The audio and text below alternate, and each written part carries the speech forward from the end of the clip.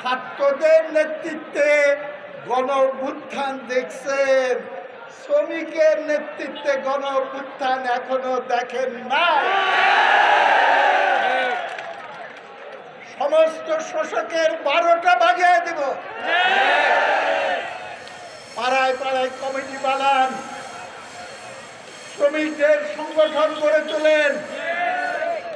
রিক্সা ড্রাইভাররা, গার্মেন্টসের শ্রমিকরা, গ্রামের ক্ষেত মজুররা যারা মেহনত করে খায় তাদের সকলের কাছে খবর পৌঁছে দেন যে এইবার এর সরকার, ওর সরকার, তার সরকার, কত সরকার দেখেছি, আগামী দিনে ইনশাআল্লাহ গরিব মানুষের সরকার হবে।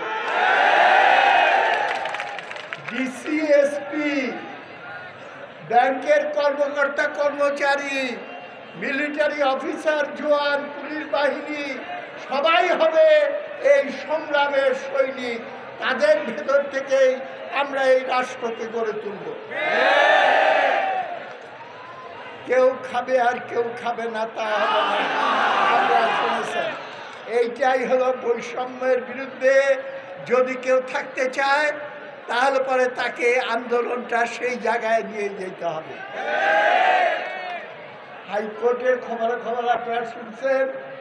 খালি আমি একটা কথা বলবো, বাঙ্গালকে হাইকোর্ট দেখানোর চেষ্টা করা হলে আগুন জ্বলে উঠবে সারা বাংলাদেশে।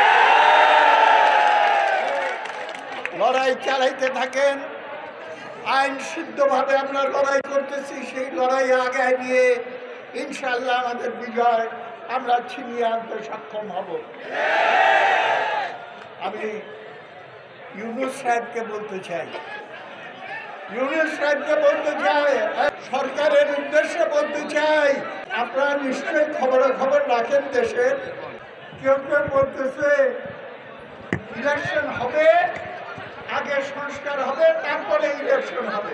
ঠিক আছে, আমি সেইটা নিয়ে আলোচনা করতে চাই না, কিন্তু আমি এটা বলতে চাই সংস্কার কি করবা না করবা সেটা আরেকটা বিষয়।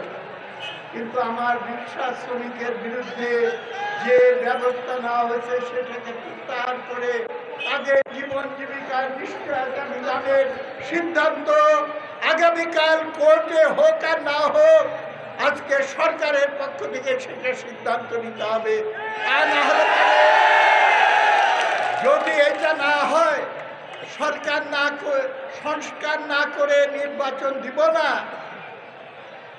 আমি বলতেছি রিক্সা শ্রমিকের দাবি না মানে গদিতেও তুমি থাকতে পারবা না। এরকম সাহসের সঙ্গে করেন, সব জায়গায় সংগঠন গড়ে তোলেন। ছাত্র ভাইয়েরা নেতৃত্ব দিয়েছে আন্দোলনে। তারা বলেছে যে আমরা বৈষম্য বিরোধী সমাজ চাই। আমি দেখতে চাই ছাত্র সমাজের কাছ থেকে। আমিও ডাকসুর ভিপি ছিলাম ঢাকা বিশ্ববিদ্যালয়ের। স্বাধীনতার পর প্রথম যে ইলেকশন হয় সেই ভোটে আমি ভিপি নির্বাচিত হয়েছিলাম। আমি বলতে চাই কোন ছাত্র সমাজ রিক্সাওয়ালাদের সঙ্গে বেয়াদবি করবেন না। আপনার বাপের বয়সী রিক্সাওয়ালাকে তুই তুকারি করে কথা বলা চলবে না। মেহনতি মানুষকে মর্যাদা দিতে শিখেন।